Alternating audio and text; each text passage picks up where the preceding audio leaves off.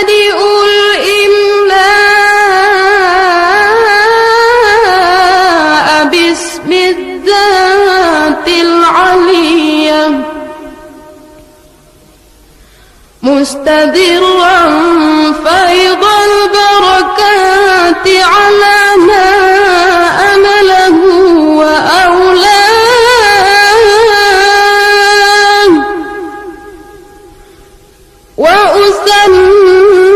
وأسمي بحمد موارده سائرة هنية ممتطئا من الشكر الجميل مطايا